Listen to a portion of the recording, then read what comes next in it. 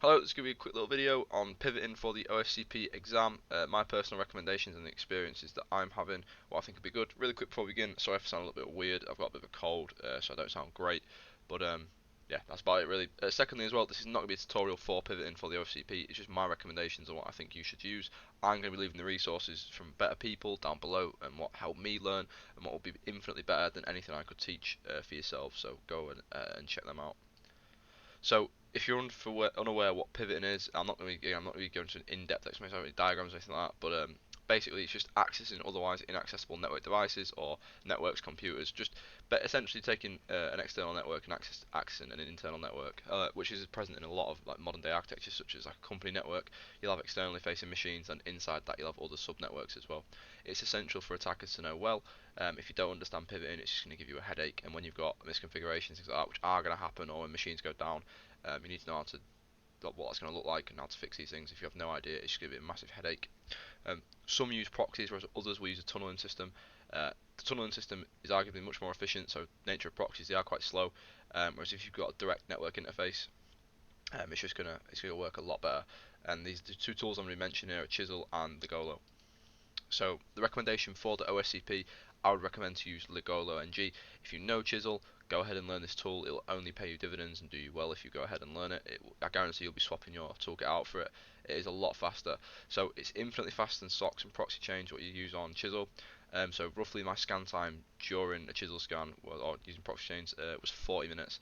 And that wasn't even a full scan, whereas a full scan on the Golo took me just over 12 minutes, which is a massive increase in time. In the time that this took me to learn proxy chains, I actually, once it had finished, I had redid the scan to ensure I got everything with the Golo, and it took me infinitely less time.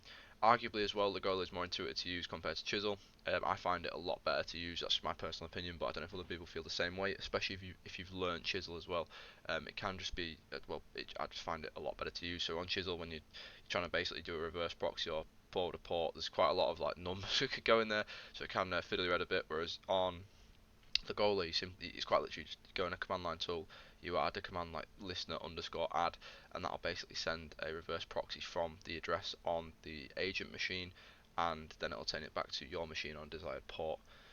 And as well, it's more stable. So compared to using proxy chains, if you ever use them, you'll know that occasionally they'll just drop off and die for whatever reason. Whereas with this tool, it's not really the case. Tunneling is just a lot more of a stable thing compared to proxies. The only cons I could think of is a little bit more setup required with the Golo compared to Chisel. So in Chisel, you just literally run it and put in some commands, and that's it. It's sort of set up. Whereas with this, you will need to, I believe it's 3 extra commands. So that's really the only con I could find. So if you don't like Linux commands for whatever reason, um, yeah, then yeah, I don't know what to say. It's not nothing difficult. You just add in a new network interface, and that's about it really. And then some IP routing tables. It's nothing major. So why not to use Chisel or the Golo for the OCP? There's no particular reason. If you know one, learn the other. It'll only help you out. If you don't want to, that's obviously fine. But you're just going to be at least limiting yourself essentially. Overall, the Golo will be faster in many instances due to its design differences compared to SOCKS versus tunneling. As I've already explained, tunneling is infinitely faster compared to SOCKS. Both will have their use cases, so do learn both. If you can't use one in the exam for whatever reason, you'll have the other, and I guarantee the other one will work, or both of them will probably work.